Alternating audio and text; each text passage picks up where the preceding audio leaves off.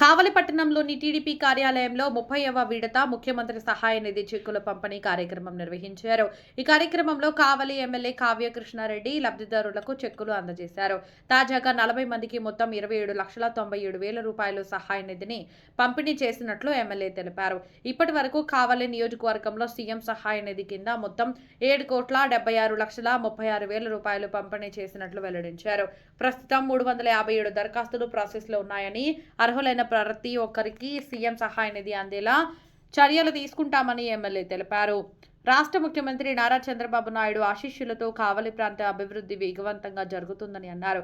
కావలి నియోజకవర్గాన్ని పారిశ్రామిక హబ్గా అభివృద్ధి చేసే దిశగా ప్రభుత్వం చర్యలు తీసుకుంటుందని పేర్కొన్నారు. ప్రజల సంక్షేమమే లక్ష్యంగా ప్రభుత్వం ముందుకు సాగుతుందని ఎమ్మెల్యే కావ్య కృష్ణారెడ్డి స్పష్టం చేశారు. స్వాగతాన్ని తెలియజేస్తూ ఈ సందర్భంలో ఒక 2 విషయాలు కూడా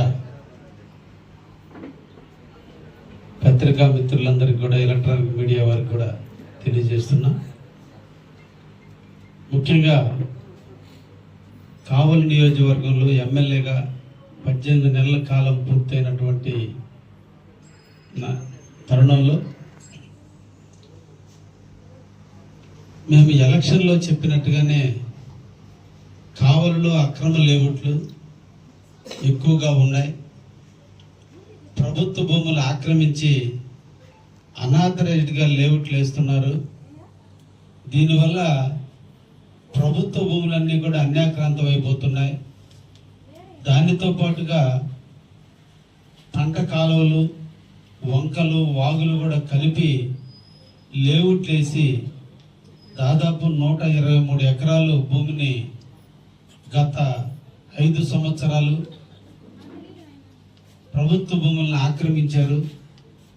దాదాపు 500 కోట్ల రూపాయలు ప్రభుత్వ ఆస్తులు దుర్వినియోగం జరిగిందని మేము ఎలక్షన్ ముందు చెప్పాం. ఎలక్షన్ తర్వాత కూడా దానికి సంబంధించిన కార్యాచరణ జరిగే టైంలో కూడా చెప్పడం జరిగింది. ఈ సందర్భంగా అందరికీ ఒకటే తెలియజేస్తున్నా, నేను ఎమ్మెల్యే నాటి నుంచి నేటి వరకు కూడా ఎక్కడ కూడా అనాథరైజ్డ్ లేఅవుట్లు ఏపీటీ కానీ అనాథరైజ్డ్ లేఅవుట్లు వేస్తుంటే మా కార్యకర్తలైనా కూడా నేను సహించలేదు.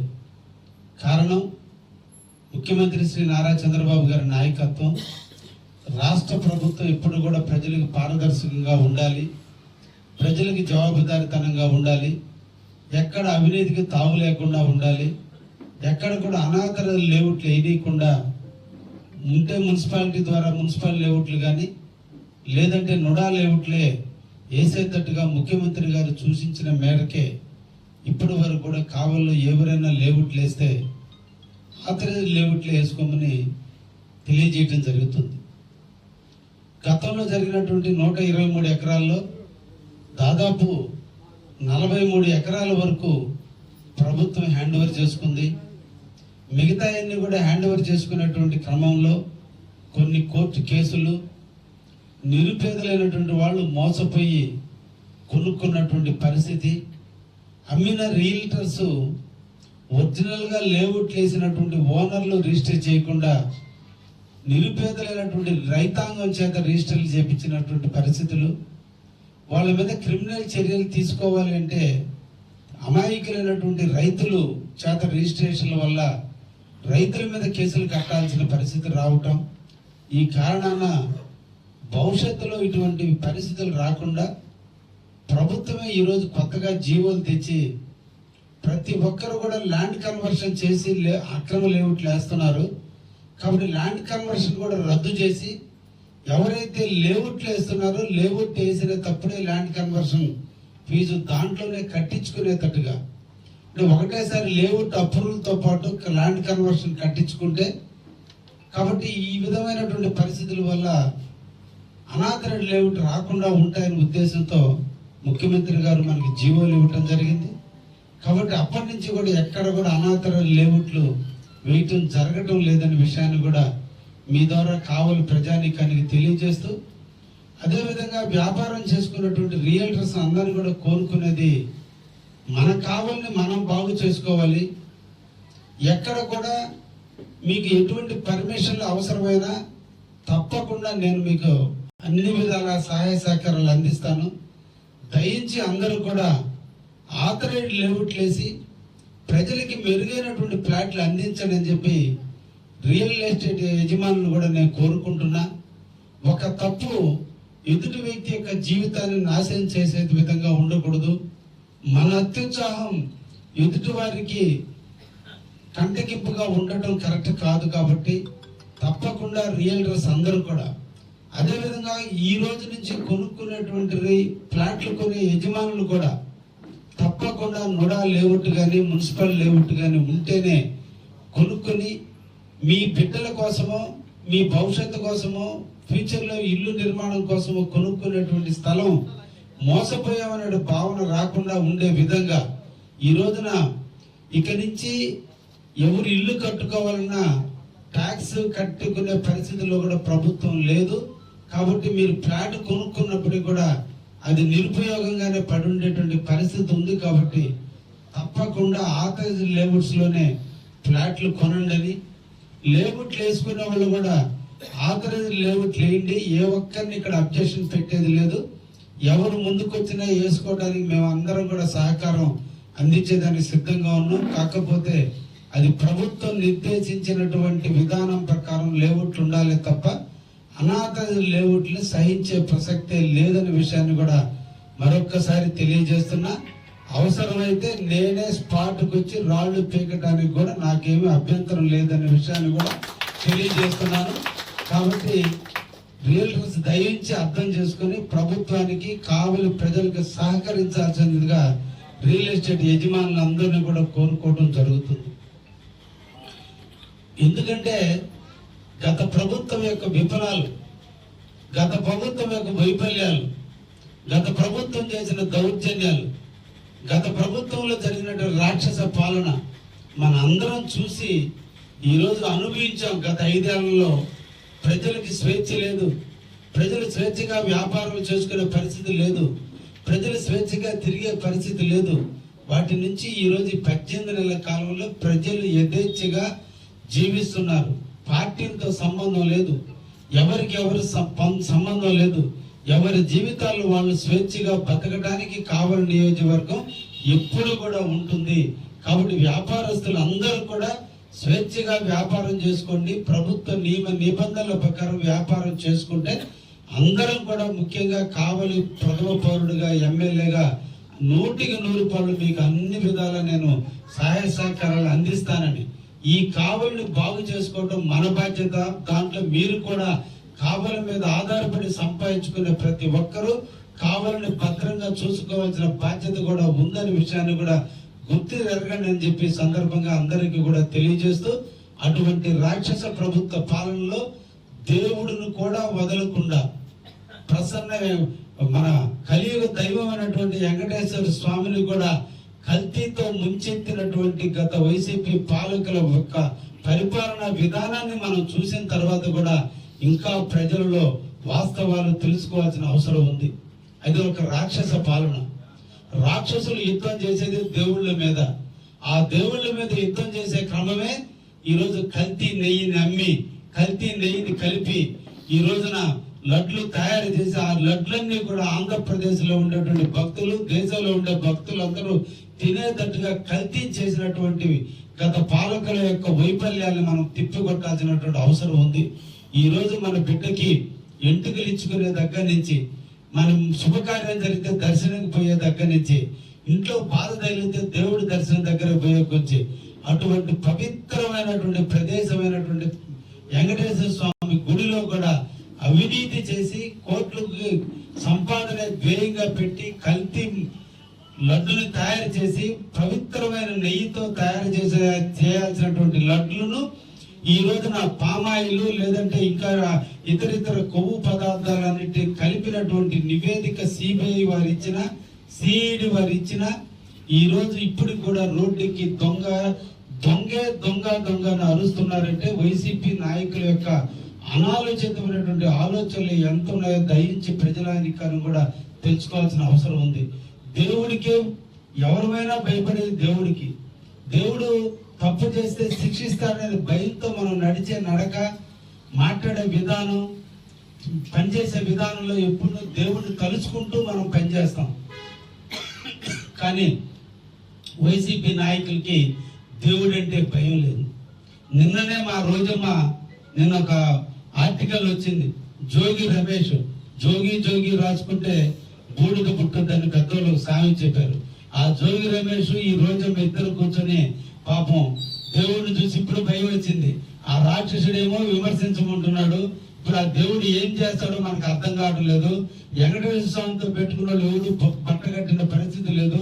ఆ వెంకటేశ్వర స్వామి ఏం చేస్తాడని బిక్కుమంటూ బతుకుతున్నాం అని చెప్పి రోజమ్మ ఈ రోజు స్టేట్మెంట్ ఇచ్చి పాప ఆ జగన్కి కనువిప్పు చేయడానికి ఆ వీడియోని వాళ్లే తీసి అట్టన్నా అతను మారతాడని ఉద్దేశం దాన్ని ప్రజల ముందుకు తీసుకొచ్చిన రోజమ్మ నిజంగా ఒక మంచి పని చేసింది. ఆ వీడియోని లీక్ చేసి, కాబట్టి దీన్ని ఇప్పుడు కూడా మన అందరం కూడా తెలుసుకోవాలి, దీన్ని ప్రజల ముందుకు తీసుకుపోవాలి. రోజమ్మ గాని లేదంటే జోగి రమేష్ చెప్పినటువంటి విధానాన్ని ప్రజలకు చెప్పి వైసీపీ నాయకులే తప్పు జరిగిందని ఒప్పుకున్నారు. కాబట్టి వైసీపీ నాయకులు చెప్పే మాటలు నమ్మొద్దనే విషయాన్ని కూడా మనందరం కూడా ప్రచారం చేయాల్సిన అవసరం ఉంది. వెంకటేశ్వర స్వామికి భద్రత లేకపోతే ఇంకెవరికి భద్రత ఉంది? కాబట్టి అటువంటి పవిత్రమైన ప్రదేశాన్ని అపవిత్రం చేసిన వైసీపీని మన రాష్ట్రం నుంచి జీవిత కాలం నిషేధించాల్సిన అవసరం ఉంది, జీవిత కాలం తరిమి కొట్టాల్సిన అవసరం ఉంది. కాబట్టి ప్రజానీకులు అందరూ కూడా వైసీపీ యొక్క ఆగడాలను తెలుసుకొని, గత 5 సంవత్సరాల రాక్షస పరిపాలన తెలుసుకుని, ఈ రామరాజ్యంలో రాముడు లాంటి చంద్రబాబుని రాముడిగా మనం కీర్తించుకుంటూ ఈ ఆంధ్రప్రదేశ్ని స్వర్ణాంధ్రప్రదేశ్ అయ్యేంత వరకు చంద్రబాబు పరిపాలన ఆంధ్రప్రదేశ్ ఉండే విధంగా మనందరం కూడా పనిచేయాలి. దానికి కంకణ బుద్ధులై మనందరం కూడా ముందుకు పోదామని ఈ సందర్భంగా తెలియజేస్తూ, ఈ రోజు మన ముఖ్యమంత్రి అయినటువంటి శ్రీ నారా చంద్రబాబు గారి నాయకత్వంలో ఈ రాష్ట్రంలో 18 నెలల కాలం పూర్తయినటువంటి పరిస్థితుల్లో ఈ రోజుకి 1319 మంది ఈ రోజు మన మందికి ఈ రోజు వరకు ఇప్పుడు ఇచ్చేటువంటి చెక్కులతో కలుపుకుని 7,70,00,000 రూపాయలు ఒక్క కావలి నియోజకవర్గంలో ఓన్లీ సీఎం రిలీఫ్ ఫండ్ కింద, అంటే అభివృద్ధి కార్యక్రమాలు కాదు, ఓన్లీ వ్యక్తిగతంగా ఎవరికైతే ఆరోగ్యం క్షీణించి హాస్పిటల్ పాలై హాస్పిటల్లో ఆపరేషన్ చేయించుకొని ఆర్థిక స్తోమత లేకపోయినా అప్పులు తెచ్చుకొని ఆరోగ్యాన్ని బాగు చేసుకున్నారో వాళ్ళందరికీ కూడా సహాయం చేయాలనే ఉద్దేశంతో ముఖ్యమంత్రి తలపెట్టినటువంటి కార్యక్రమంలో భాగంగా ఇప్పటికీ 7,70,00,000 రూపాయలు కావలి నియోజకవర్గ ప్రజానికి అందించడం జరిగిందని, పేదవారికి సహాయం చేసేటువంటి అదృష్టం నాకు కలిగించినటువంటి కావలి నియోజకవర్గ ప్రజానికానికి కూడా ధన్యవాదాలు తెలియజేస్తూ, ఈ రోజున ఇంకా కూడా 357 అప్లికేషన్స్ ఇంకా పెండింగ్ లో ఉన్నాయి.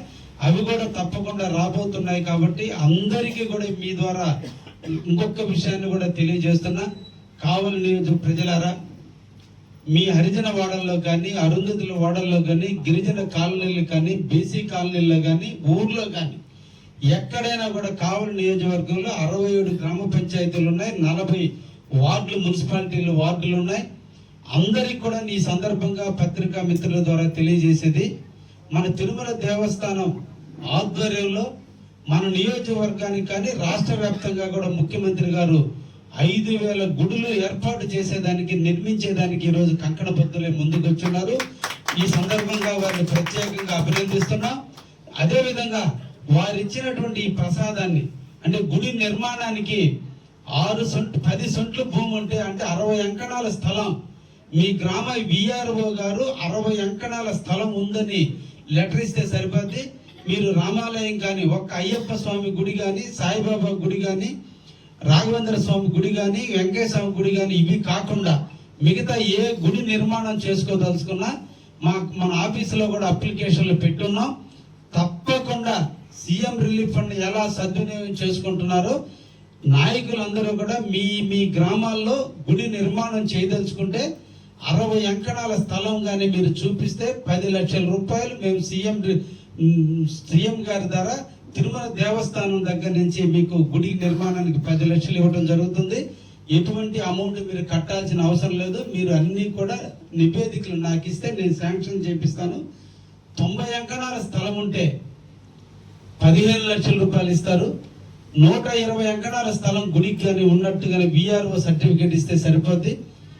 20 లక్షల రూపాయల నిధులు గుడి కట్టేదానికి ఈరోజు ప్రభుత్వం ఇవ్వడానికి ముందుకు వచ్చింది. దీన్ని కూడా మీరు అందరూ కూడా సద్వినియోగం చేసుకుని అపవిత్రులైన వైసీపీ నాయకులు తిరిగిన ప్రదేశంలో పవిత్రమైన దేవుళ్ళ యొక్క గుడులు నిర్మాణం చేసి ఆ ప్రాంతాన్ని మన పవిత్రమైన భూమిగా మనం మలిచే విధంగా ప్రతి గ్రామాన ఏ ప్రాంతంలో అయితే గుడులు లేవో ఆ ప్రాంతంలో గుడులు కట్టేటట్టుగా నాయకులుగా బీజేపీ, జనసేన, తెలుగుదేశం నాయకులు కూడా కంకణ పొత్తులు కండి అని చెప్పి ఈ సందర్భంగా కోరుకుంటూ, అదేవిధంగా ప్రజానికం కూడా మీ గ్రామాల్లో ఎక్కడైతే గుడులు లేవో దాని నిర్మాణం కొరకు మీరు BRO దగ్గర సర్టిఫికేట్ తీసుకొని నా దగ్గరికి వస్తే మేము ఇక్కడ ఆఫీసులో మా PA కిరణ్ దానికి ఇన్ఛార్జిగా ఉంటున్నాడు, హజరత్, కిరణ్, మా PA నయీం ముగ్గురు ఉన్నారు. వాళ్ళకి మీరు ఇస్తే వాళ్ళు దానికి అన్నీ కూడా చేసి మీకు వచ్చేటట్టుగా చేస్తామని కూడా ఈ సందర్భంగా దీన్ని కూడా సద్వినియోగం చేసుకోండి అని చెప్పి సందర్భంగా ప్రజానికానికి కూడా తెలియజేస్తున్నా. అదేవిధంగా శ్రీశైలం కానీ, సింహాచలం కానీ, లేదంటే అన్నమయ్య కానీ, అన్నవరం సత్యనారాయణ స్వామి టెంపుల్కి కానీ, కనకదుర్గమ్మ గుడికి కూడా పోదలుచుకున్నటువంటి వ్యక్తులు తిరుమల దేవస్థానానికి ఏ విధంగా పోవడానికి ముందుగా లెటర్ తీసుకుంటున్నారో అదేవిధంగా ఈ గుడి దర్శనంలో కూడా మీకు బ్రేక్ దర్శనాలు ఉంటాయి. పవిత్రంగా దేవుడి దర్శనానికి ఇబ్బంది లేకుండా జరిగేటట్టు చేసుకోవాలంటే ఇక్కడ కూడా మీరు ఎన్రోల్ చేసుకొని ఈ లెటర్ మీరు తీసుకొని వెళ్ళగలిగితే మీకు కూడా అక్కడ సౌకర్యమైనటువంటి రూములు కానించి దర్శనం కూడా మీకు జరిగేదానికి అవకాశం ఉంది. కాబట్టి దాన్ని కూడా సద్వినియోగం చేసుకోండి అని చెప్పి మళ్ళా కావలి నియోజకవర్గ ప్రజానీకానికి తెలియజేస్తూ మరొక్కసారి అందరికీ కూడా కావలిని కాపాడుకుందాం, కావలిని కాపాడుకొని కావలి రాబోయే కాలంలో ముఖ్యమంత్రి వర్యులు శ్రీ నారా చంద్రబాబు గారి దయ వల్ల కావలి ఒక ఇండస్ట్రియల్ హబ్గా అభివృద్ధి చెందబోతుంది. అటువంటి కావలిని మన అందరం కూడా ఒడిసి పట్టుకుని కావలిని అభివృద్ధి చేయాలంటే అవినీతికి అవకాశాలు లేకుండా, ఇర్రెగ్యులారిటీకి అవకాశం లేకుండా అందరూ వ్యాపారాలు చేయండి అని చెప్పి సందర్భంగా తెలియజేస్తూ ముగిస్తున్నా. Thank you very much.